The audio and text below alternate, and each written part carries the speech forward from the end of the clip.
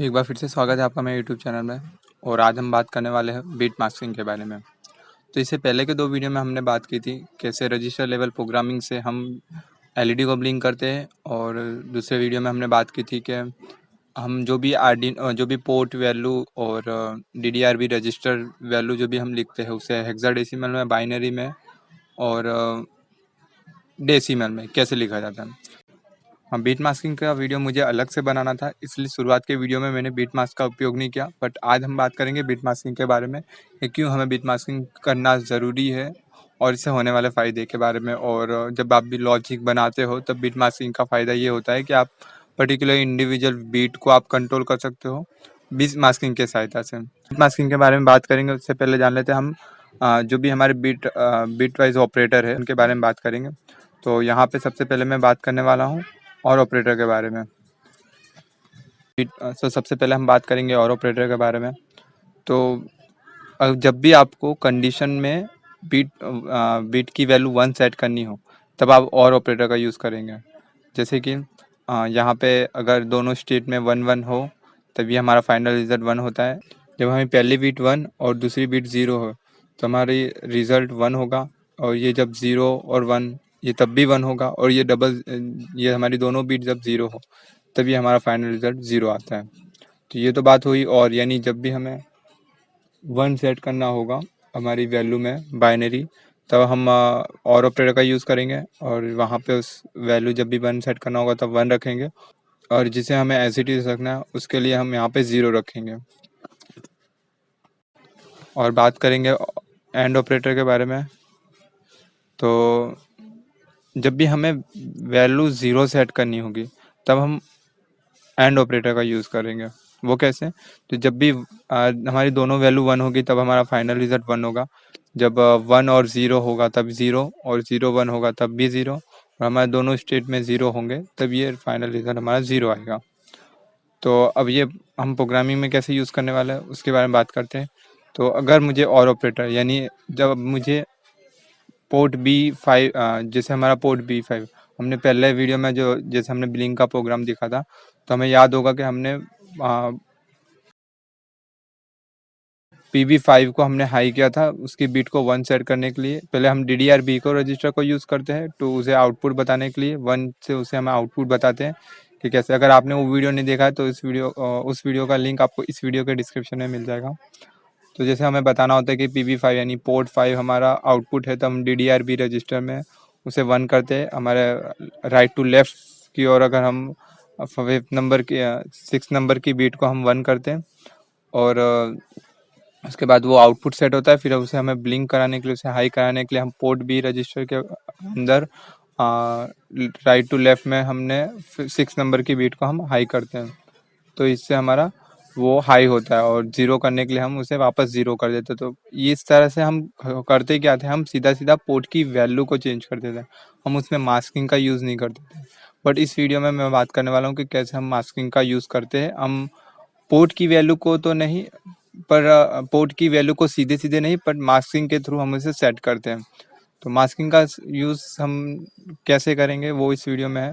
तो जैसे कि मैंने बात किया कि सबसे पहले हम और ऑपरेटर का यूज़ करेंगे। तो जैसे हमारा पोर्ट B की इनिशियल वैल्यू सब 0 होती है, स्टार्टिंग वैल्यू हमारे 8 बिट बाइनरी वैल्यू हमारी 0 होगी। तो उसमें मुझे सेट बी यानी मुझे क्या करना है, मुझे पोर्ट 5 की वैल्यू सेट करनी होगी। तो मैं क्या करूँगा, राइट टू लेफ्ट की और अपने 6 नंबर की बीट को 1 रखूँगा। ये मैं उससे मार्क्स कर रहा हूँ। तो फिर हमारा मेरे पोर्ट की वैल्यू क्या बन जाएगी, जैसे अगर हम देखा जाए तो इनिशियल वैल्यू और हमारे जो भी मैं मास्किंग करने वाला हूँ, तो उसमें मैंने 6 नंबर की बीट को 1 रखा है, यानी लेफ्ट टू राइट की ओर। तो अब ये हमारा फाइनल पोर्ट की वैल्यू में ये 6 नंबर की बीट हाई होगी।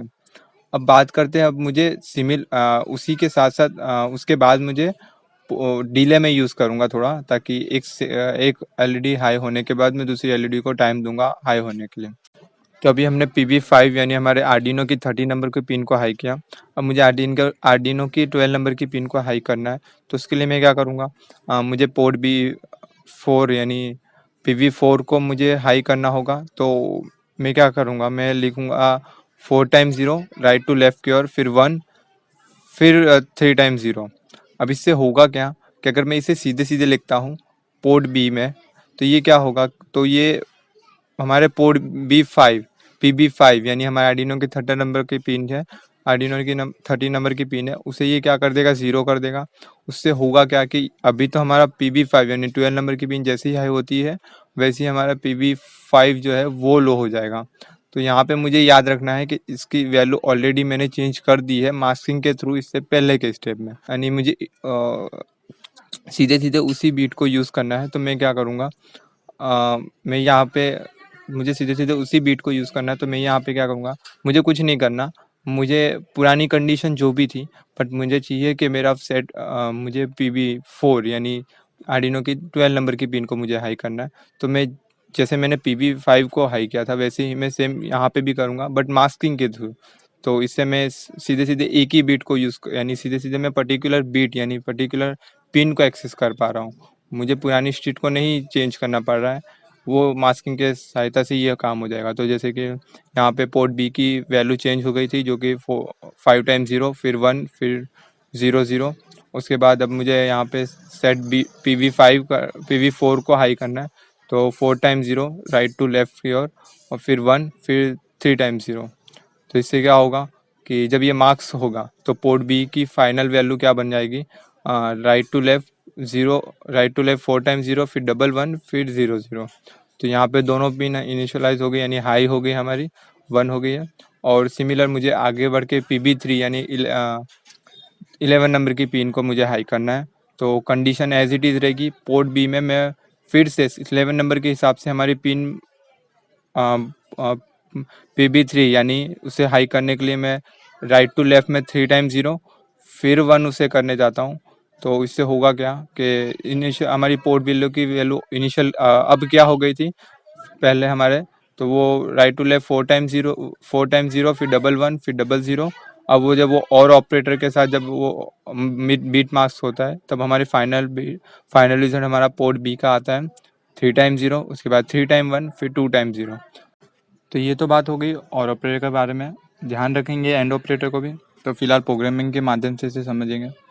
तो जैसे हमने ट्यूटोरियल 1 में मैंने बात की थी रजिस्टर लेवल प्रोग्रामिंग में, जैसे हमने DDR-B रजिस्टर में पोर्ट B5 को हमने हाई किया था। तो यहाँ पे मुझे पोर्ट B5 पोर्ट B4 और पोर्ट B3 को हाई करना होगा। तो उसके लिए क्या करूँगा, DDR-B इक्वल DDR-B और यहाँ पे मैं मास्किंग करूँगा, तो और 0B यहाँ पे राइट टू लेफ्ट की ओर मुझे 3 टाइम 0 3 टाइम 1 यानी हमारा PB4 PB5 PB3 ये तीनों हमारी हाई हो जाएगी और 0 0। तो राइट टू लेफ्ट में यह चीज़ 0 0 1 1 और 0 0 होगा। तो इससे हमारी तीनों पोर्ट हम यानी तीनों पिन हमारी सेट हो जाएगी एज आउटपुट। फिर हम मुझे वाइल ट्रू के अंदर बताना है, यानी मुझे लूप चला देना है कि जो भी मुझे करना होगा, जैसे मैंने पिछले इमेज में हमने जो भी देखा था वही चीज़ हम सेम करेंगे। तो यहाँ पे पोर्ट बी मैं बात करूँगा port B equal port B और यानी हमारा ऑपरेटर जिसने मुझे बता देना है 5 टाइम 0 उसके बाद 1 राइट टू लेफ्ट की ओर 2 टाइम 0 फिर 0B जो भी हमने इसके साथ हमें और ऑपरेशन कराना है हमारे पोर्ट बी के साथ। तो इनिशियल वैल्यू इसकी क्या होगी, हमारे 8 बिट बाइनरी इनिशियल वैल्यू हमारी सब 0 होगी, तो हमारा PB5 हाई हो जाएगा। फिर डिले रखना है 1000 मिली सेकेंड।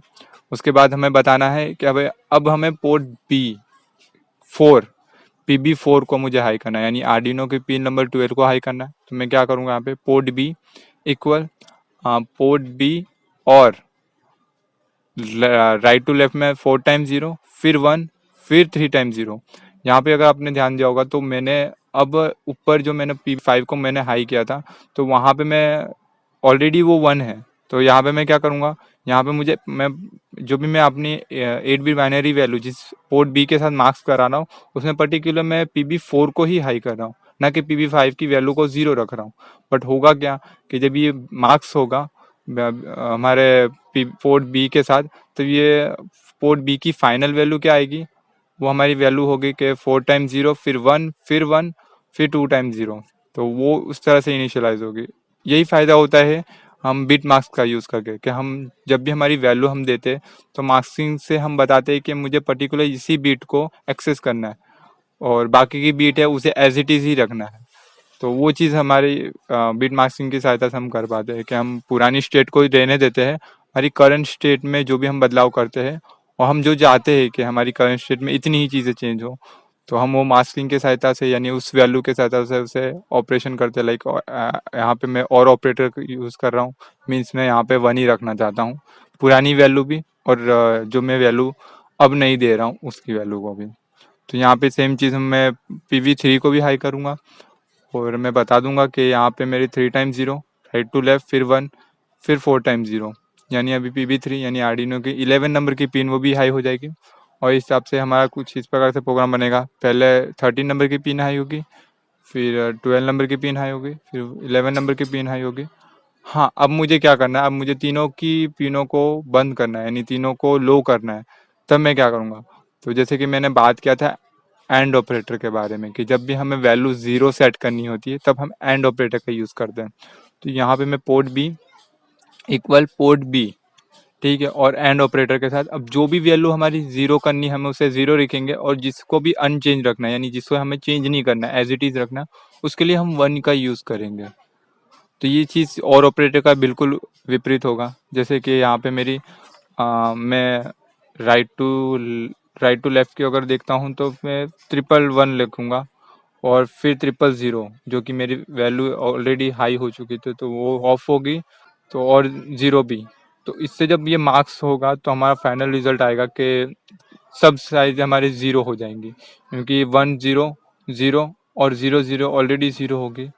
तो फाइनली हमारा पोर्ट भी 0 हो जाएगा और उस समय पे हमारी सारी LED बंद हो जाएगी।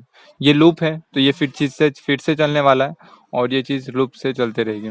यहाँ पे याद रखना कि मेन में हमें वॉइड रख देना है, क्योंकि हम कोई भी आर्ग्यूमेंट मेन में नहीं यूज़ कर रहे, तो आर्ग्यूमेंट पास नहीं होने वाला। तो जब भी फंक्शन में कुछ आर्ग्यूमेंट नहीं है तो उसे वॉइड रखो, नॉट मेन के साथ। अगर आप कोई और भी फंक्शन बनाते हो और उसमें अगर आप कोई भी आर्ग्यूमेंट नहीं है तो उसमें वॉइड ही रखना, ठीक है। तो अभी जैसे इस तरह से हमने इस वीडियो में बात के लिए हमने बीट मास्किंग के बारे में।